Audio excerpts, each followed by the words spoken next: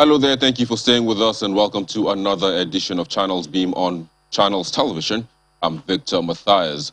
Now, the number of unemployed Nigerians rose to 23.19 million in the fourth quarter of 2020 on the back of job losses occasioned by the outbreak of COVID-19 pandemic and its stifling impact on businesses during the period. Now, this is 6.5% higher compared to 21.77 million recorded by the Nigeria Bureau of Statistics as unemployed in the second quarter of 2020. Now, this also indicates a 33.3% unemployment level compared to 27.1% in the previous period in quarter two of 2020. However, day-to-day advancements in technology has in recent times transformed the world into a global community driven by data and platform technologies. So today on the program, we will be taking a look at how these technologies has reduced and can further reduce the appalling number of unemployed youths in the country. Plus, we will also be taking a look at the footballing world where the transfer window is about to close. But joining us to look at the unemployment situation in the country from our Abuja studio is the MD and CEO of Gloomy Business Connections, Anya Ifunanya. She is also experienced in identifying and developing technology products that are human need based. Ifunanya, it's a pleasure to have you on the program today. Thank you for having me. Indeed, you're welcome. So, let's go on. I just read out these statistics, of course, that has been released by the Nigerian Bureau of Statistics sometime in March.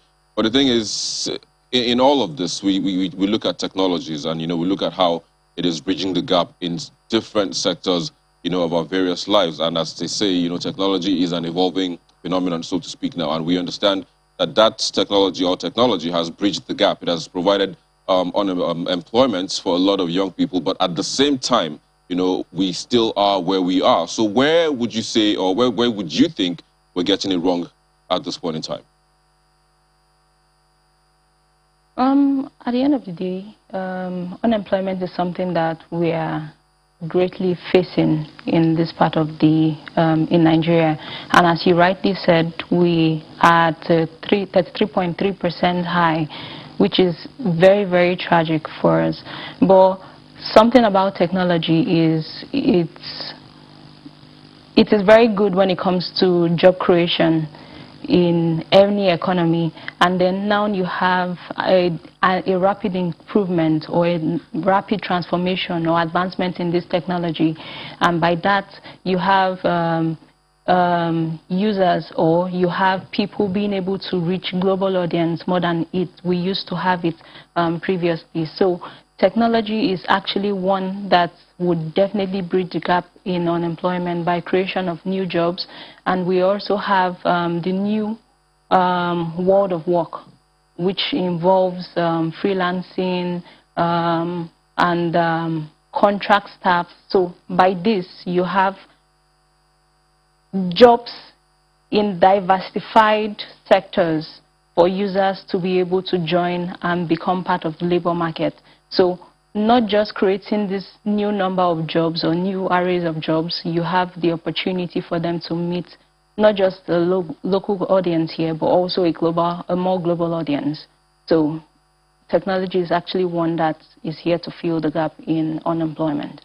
All right. So looking at that statistics by the NBS, a lot of people, I think about 22% of those people who are unemployed, most of them are skilled people, and that seems to be like a challenge because some of them have the skill, but they lack the connections. How can this bridge, how can this gap be bridged? Okay, yes, we have a lot of skilled people, and one thing they lack is the opportunity to showcase these skills or be able to communicate these services. You have currently you have around 55% of the service sector contributing to 55% of the GDP. This is actually good, meaning that you need these skills to be available, and if they are available, you need to give them the opportunity to be able to showcase the skills that they have, or the services, or sell the services they have. So at the end of the day, hello?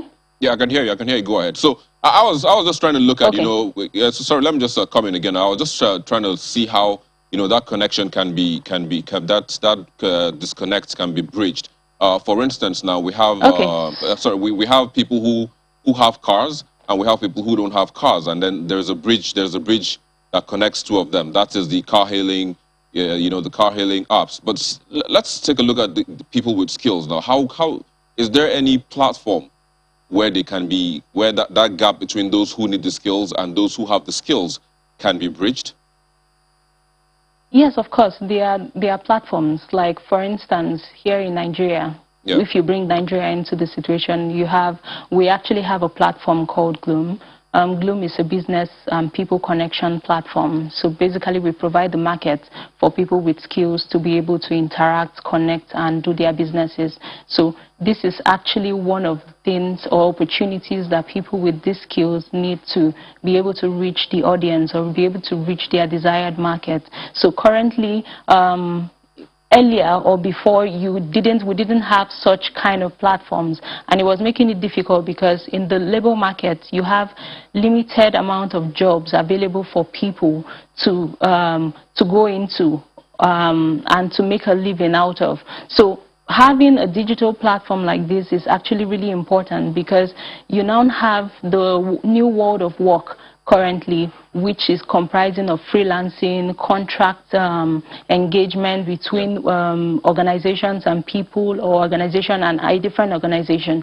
So it's important that we recognize that technology is actually in a fast pace of advancement, and we need to be able to adopt behavior and be able to compete with the global market or the global audience, because outside the shore of Nigeria, we already have people, we already have other countries being able to, you can see from the comfort of your living room and be able to transact and do your services in a living. So it's something that is lacking in this side of world, and it's actually really something that we are really proud as a country to be able to showcase to Nigerians, being able to create a platform, a digital platform that allows transactions between markets. All right, so another key thing is, how the security, because people go online, and especially now that we have cyber attacks, we have, so much going on online, you need to protect your data, and all of that, your privacy as well. And also the safety, because if I, go on any app, for instance, I call an Uber driver and, I have issues there, there are mechanisms in place that, that would address, whatever problem I have with this person, and we're looking at skilled people. If you bring in people like that into your homes, what is the security level? What is the guarantee that things won't go, south, so to speak, as we wind down? Definitely.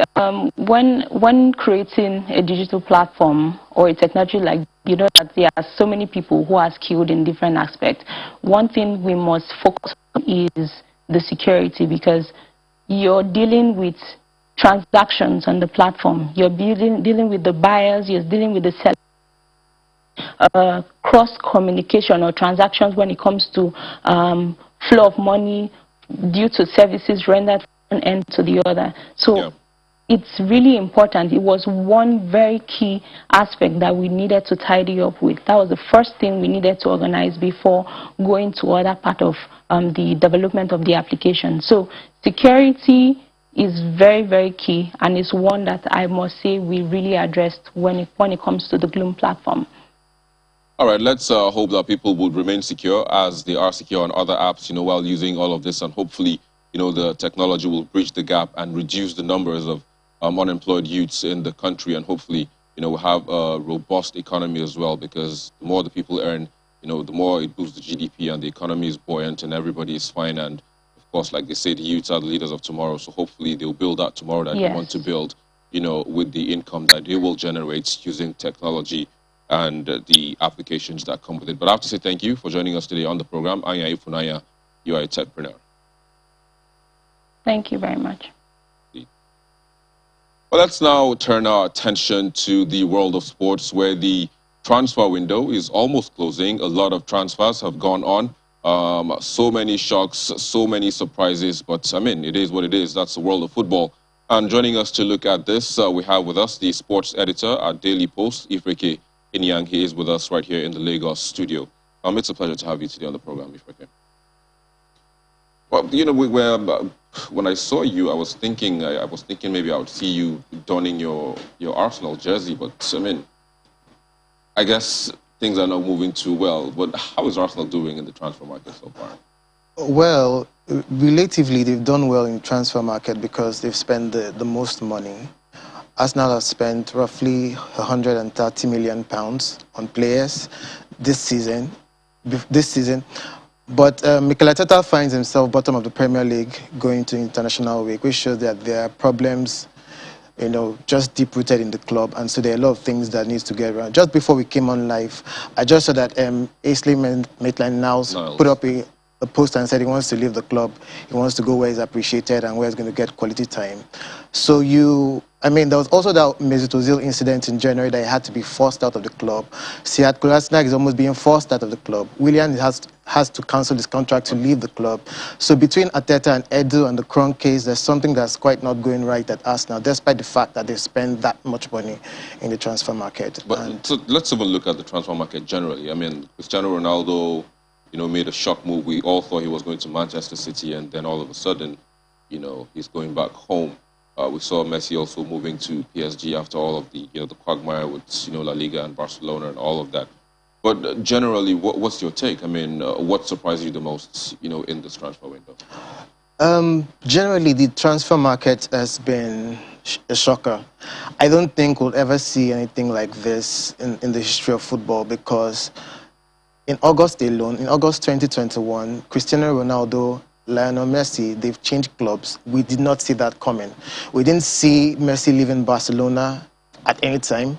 I mean, that almost happened last year when he was almost going to join Manchester City, but that deal fell through because he could not force his way out because of the release clause issues. But this time around, he was willing to stay. So it was a shocker to everybody that La Liga sort of brought out these rules, these financial, you know, implications and everything. And then he ended up going to Paris Saint-Germain. And then for Cristiano Ronaldo, he was at a point we thought he was going to take the number 7 shirt off Raheem Sterling's back and play for Guardiola since they had missed out on Harry Kane. And the next thing we have is that, I mean, that deal was basically done Friday afternoon, because the rumors came out that he was going to Manchester City as at Friday morning. By Friday afternoon, we had that Manchester United were back in the front seat. They had agreed terms with Georges Mendes, and he was back to Manchester United. I mean, I've never seen anything like that before, and we might still be in for some drama because Kylian Mbappe is angling for a move to Real Madrid, so keep an eye on that. Erling Haaland might be going to PSG to replace him. We don't know. The next 24 hours is going to be a madness. Yeah. Not as if we've not had the madness already. Well, we have to wait and see. But in all of this, I mean, like you said, Arsenal has spent pretty much the most, you know, in the Premier League at least. But again, they find themselves at the bottom, you know, of the Premier League table as it stands. And one would, you know, just equally feel that, you know, the more you spend, you know, the more you bolster your squad, you know, the more chances or the better chances you have of at least being or finishing in the top 4. Or at least if you don't win, that's if you don't win the league, at least you get that Champions League or UEFA League spot. So what's the guarantee? I mean, looking at what do you think? Who do you think? I mean, because we're already having surprises. So what do you think would happen at the end of the season? I mean, because it seems PSG has a star-studded squad. You know, Manchester United, with the return of Cristiano Ronaldo, they feel already, you know, like a trophy is back, so to speak, now. And everybody, David Alaba is in Real Madrid, you know, Varane is in. So who would you be tipping for glory or success at the end of the season? Quickly, let me address something you said at the beginning of your question, when you said Arsenal have spent the most, so a lot is required of them. It's not about how much you spend, it's about the quality of players you've brought in. It's about the caliber of the manager you have. And I think those two things are missing at Arsenal Football Club as we speak. So, for instance, Arsenal has spent all that money on Ben White, on Sambi Lokonga, on Tavares. These are not players you would reckon with, you know, to play for Arsenal, but they claim there's a rebuilding process and all of that, and we are waiting to see what comes out of that, and if the rookies in charge are able to pull this off. I mean, I read somewhere that Arteta has 5 games to save his job, so I mean, after spending that much, you'd not expect him to be under pressure. when you flip that to PSG, for instance, they've barely spent any money, but they've kind of amassed so much quality and experience in their hunt for Champions League football. So they brought in Lionel Messi, they brought in Donnarumma from AC Milan, all on free transfer. Sergio Ramos has arrived, while Ronaldo is back from has arrived from Liverpool. So and they've basically spent $0 or euros to bring in this player. So it's not really about how much you're spending, it's about the quality of players. And as we speak now, Paris Saint-Germain, they're the top contenders for the Champions League. They already won 3 out of 3 in Ligue 1 already, so they're basically going to breeze through the French title, but their eyes is on the prize, on the continental prize, the Champions League.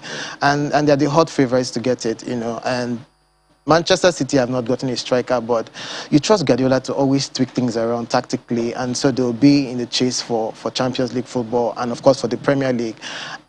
Over the weekend, we saw Chelsea play Liverpool. The quality from both sides, especially from Chelsea, going to 10 men down. They're the current defending champions of the Champions League.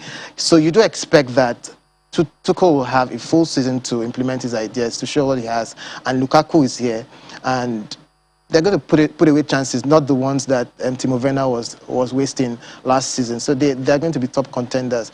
So when you talk about Ronaldo going to Manchester United, I do not necessarily think it makes them favorite, because Ronaldo is 39, he's 36, he's 36 years. He's coming to a Manchester United team that actually needs a central defensive midfielder more than they need an extra striker, because they brought in Jadon Sancho from Borussia Dortmund. So I think Ronaldo was a panic buy. I don't know how he fits in. Solskjaer is saying he's going to play centre forward. They have Anthony Martial, they have Cavani in there, they have Rashford in there. So there's a lot going on. And Solskjaer is not a manager I rate so highly. So I would think, for instance, the top 3 in England would be between Manchester City, Liverpool, and Chelsea. Well, it's good that you went into the depth of these teams. Well, just Manchester United. But let's take a quick break, and when we return, we'll take a look more at other teams. Their depth and their ability to tweak things around, like you said, when they go and get stuff. We'll take a quick break. I'll be back in a moment. Please stay with us.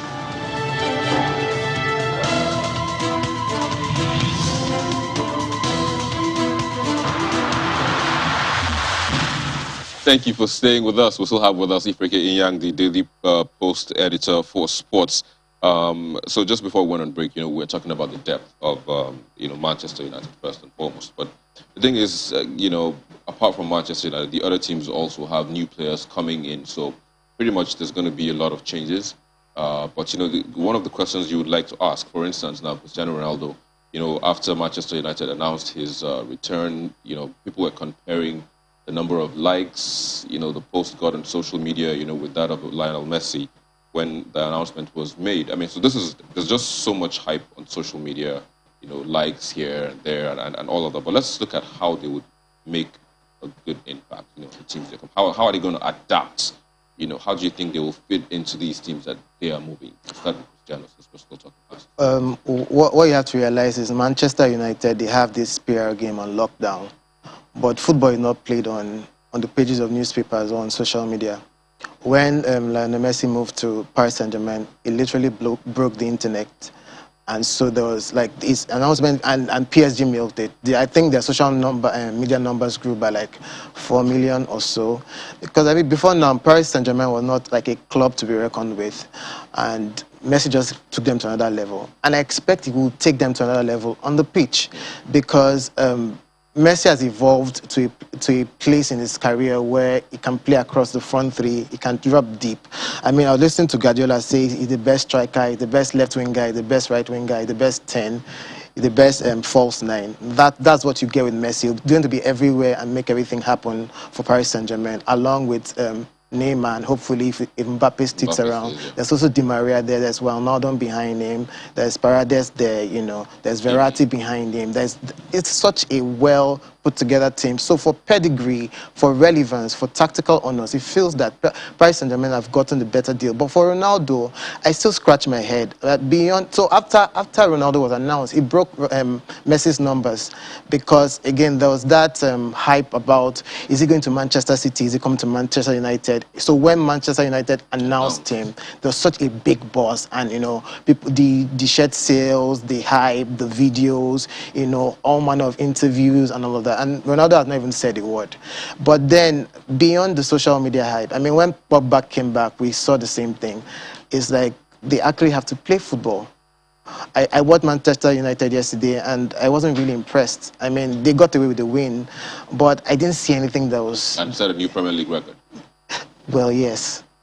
But I still didn't see anything. They struggled, I mean, if not for the profligacy of Wolves, I think they should have gotten again. Of course, the double brilliant save from David De Gea, that kept Manchester United until that controversial winner.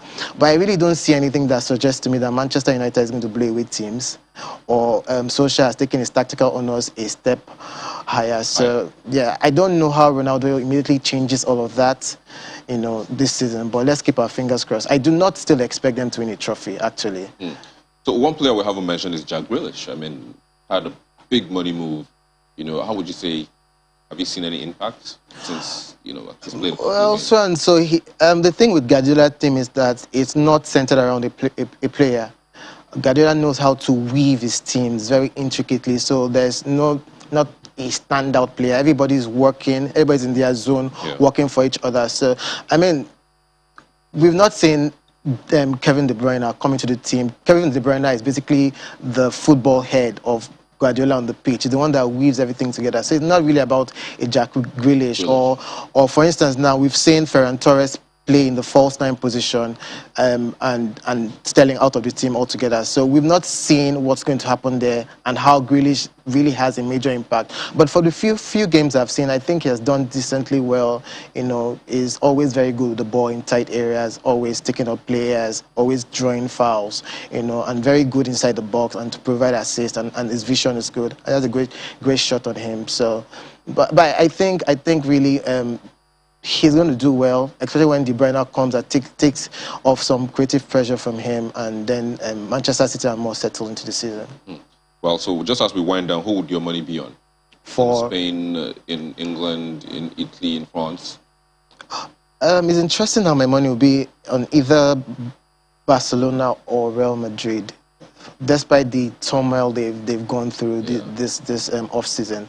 But I think Real Madrid might just edge it because Messi will be, in the time of this quickie bomb time, like Sir Alex Ferguson would say, they'll lack that extra thing that Messi brings, and they will fall flat. In England? Over the last week, I've had to, look at it again. I was very impressed with Chelsea. So I think between Chelsea and Manchester United, City, Manchester City, I think between Man City and Chelsea for the title. In Italy. The picture is not very clear, and I think with Mourinho going there, he might want to, just add to that party a bit. So, but yeah, the usual suspect: Juve, Inter, AC Milan. I think you called it already in France. Oh, I mean, that's a procession. Let's well, we have to wait and see, how all of that will play out, and who would, eventually be the winner, and of course who would pick the prize, the continental prize, and all of that. But I have to say thank you for joining us today. Thank you for having me again, Victor. Well, that's where we are. Let's now take a look at the most viewed videos on our YouTube channel in the past.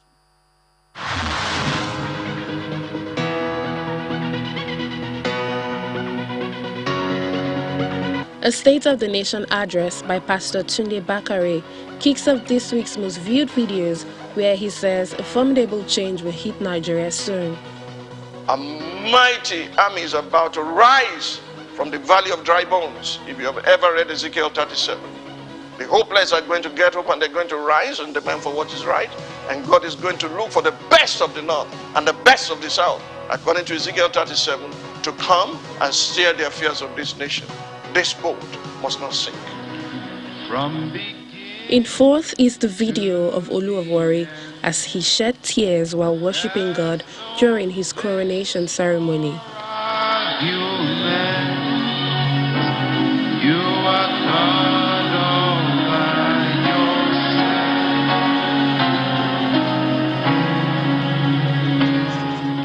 In third is a scathing criticism of the president's handling of the security situation vis-a-vis the grazing routes review in the country by Benue State Governor Samuel Ortom. Second spot is taken by the highlights from the wedding ceremony of the president's son Yusuf and the daughter of the Emir of Bichi, Zara.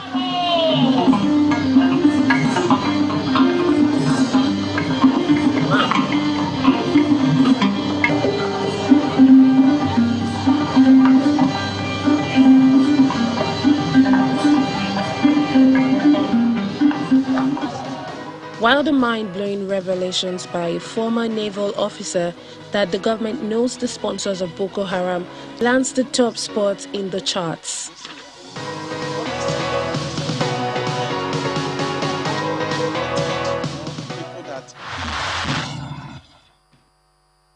And there you go. Those were the most viewed videos on our YouTube channel in the past week. If the one you were expecting wasn't there, just go to our YouTube channel. It's www.youtube.com/channelsweb. Watch the videos, share with your friends, your family, and even your foes. And who knows, this next week, it just might come up on the charts. But that's the program today.